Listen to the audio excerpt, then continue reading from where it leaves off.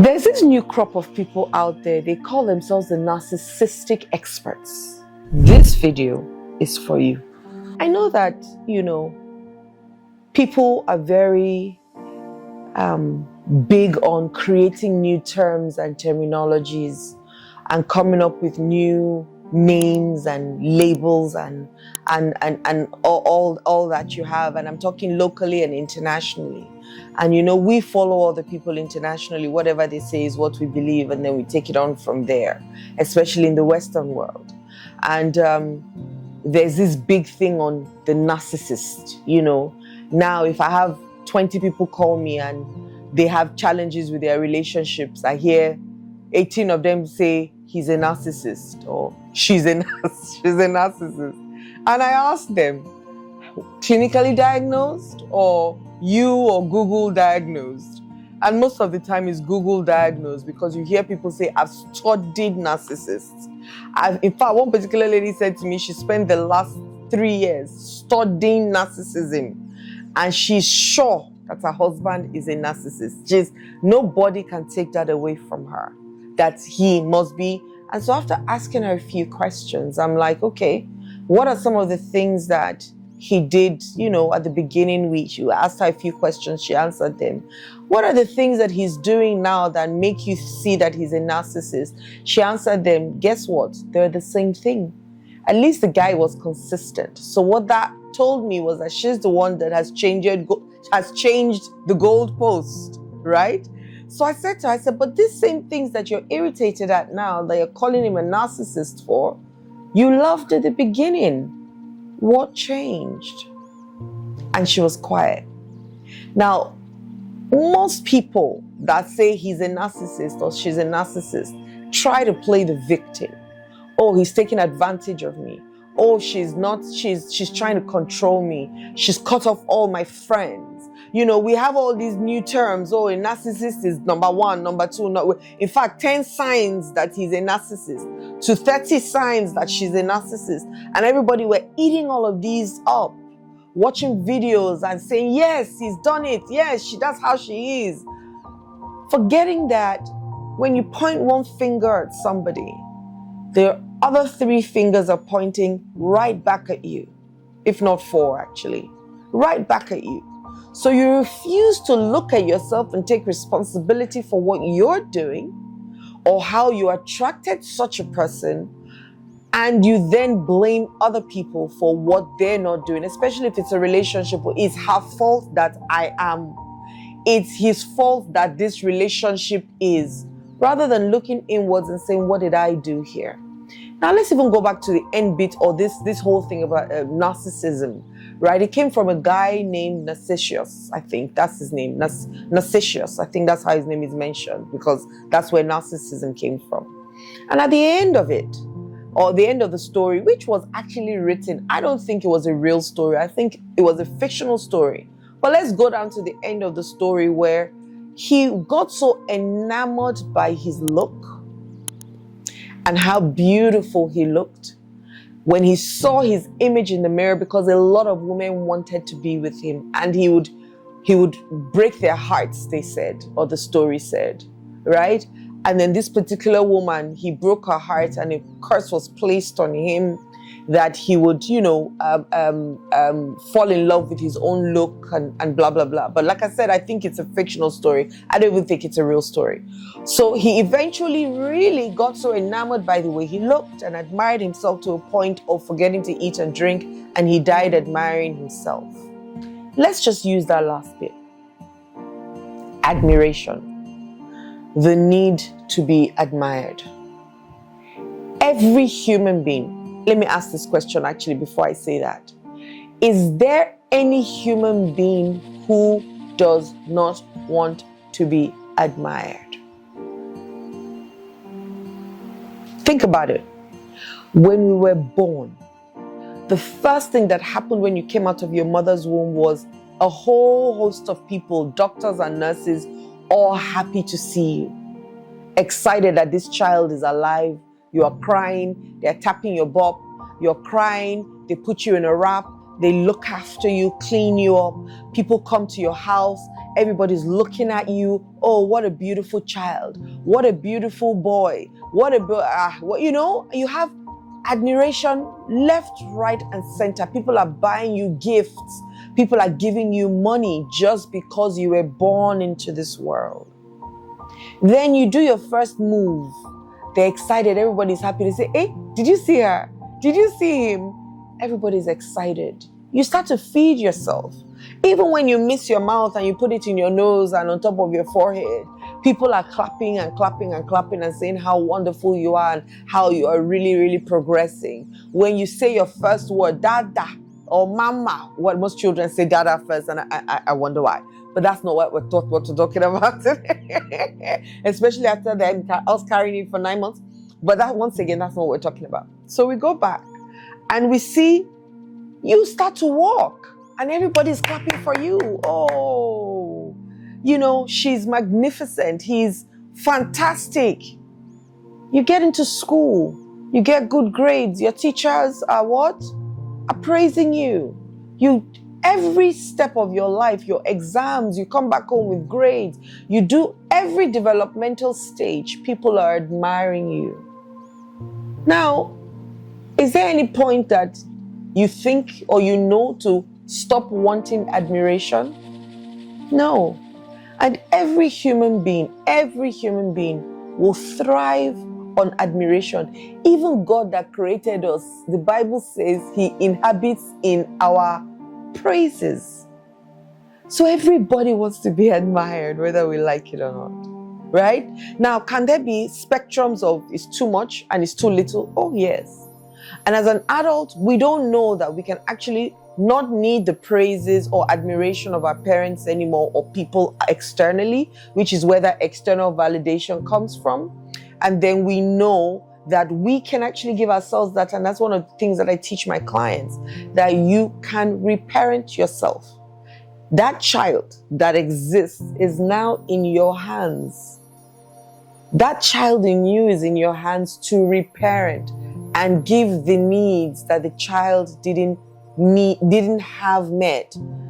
That's your responsibility right now. But we don't know that. We haven't been taught that. You would only hear that most likely in therapy. But outside, we're saying, no, we want people to keep validating us. Now, yes, I'm not saying that, whatever you feed doesn't grow, because whatever you feed does grow. So if you feed the constant desire, no, they must always be looking at me. Some people are even sickly because of that. Some people they want to be the best at everything. They will die being the best. Some people are the carers of the world, people pleasers. They just want to keep pleasing you so that you keep admiring them. And then some people are also rebellious. Those are the words that we give out, right? Because every time I do something that is different from what other people are doing, because that's really what rebellion is. You're doing something different from what other people are doing. And rather than us looking at you as unique, we look at you as the black sheep of the family, right? And so we have to play all these roles to actually get admired. It's not going to change in your adulthood if you don't work at it or grow other aspects of you to match up with certain things so that you can actually be a better person. So are there people, yes, who want to continue to play the victim? Absolutely. Are there people who want to continue control? Absolutely. And you know what I found out? Most of the people that come out of relationships that are broken and they say they are narcissists is because they wanted them to do certain things for them and those people refused. And because that person has refused now, the person is now a narcissist. What about you? You that wants to control other people. Have you asked yourself that question? Could I also be a narcissist? Is it possible that I want to change him so badly, and because he has refused to change, then that means that I've also got a problem, because why can't I accept him for who he is? Or why can't I accept her for who she is? Why do I want to take away something from him or her that is precious to them just because I am the one in charge? Why? Why do you want to do that? And most times it's because you think I have an upper hand. And for those who play victims all the time, they're just like, I didn't know what I did. He just looked at me. But if you really sit down and took responsibility, I know I'm really enjoying this topic actually. Because it's so easy to play the victim. It's so easy to blame other people rather than taking responsibility. Even if I know that blame is easier than guilt. But why? Why don't we want to take responsibility and say, okay, why do I want him or want her to do this thing I'm saying they must do? And why am I placing my happiness or my existence on the fact that they refuse to do it? Why? Why all the labels? Let's even go there.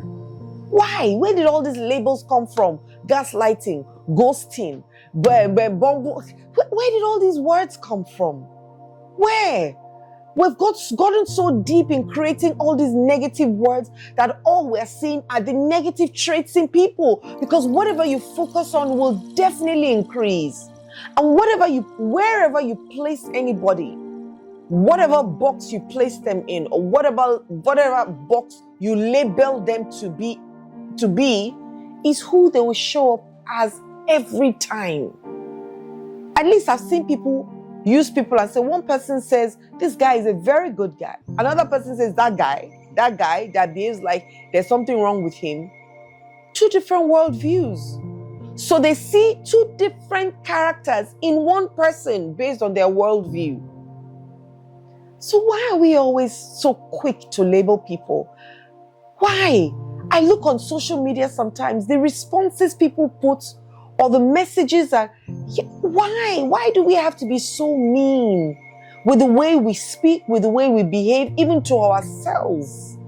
And come up with all these new negative names. Why can't we find beautiful words to describe people and start to teach that? You know, I know that bad things sells and bad words and bad news, goes so fast. And so we're now creating more and more new negative words to describe people in their nothingness, rather than creating beautiful words to describe people in their greatness. I've had two boyfriends in my life before I married the man that I married. Forget all the ones that happened in between, but two major boyfriends.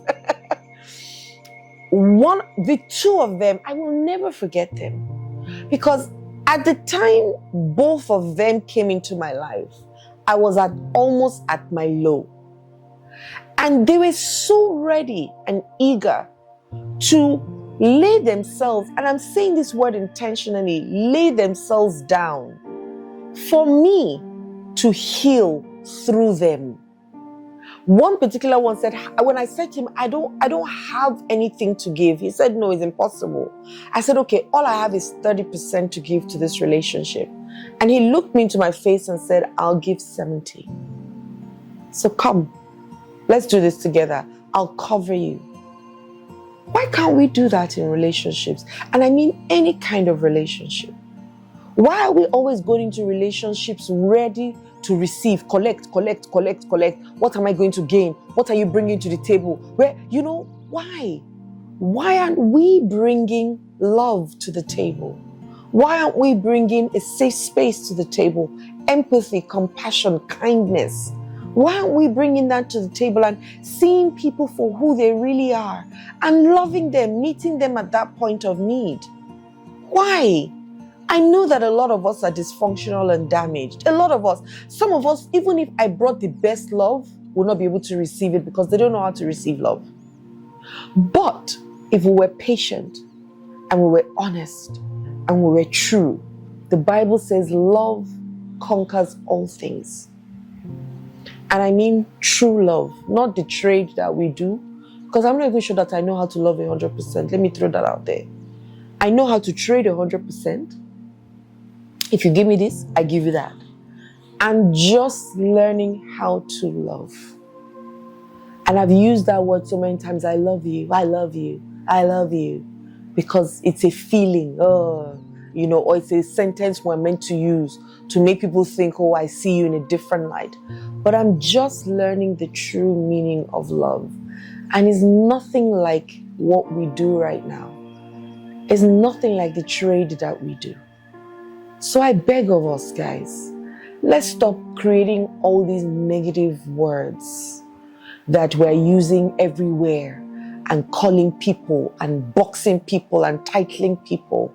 Let's find words that will elevate people and grow people and bring the best out of people, and then teach that to ourselves and to others, that this is how we're meant to be, rather than focusing on only the negatives of people and tearing them down consistently just because our own sight is myopic.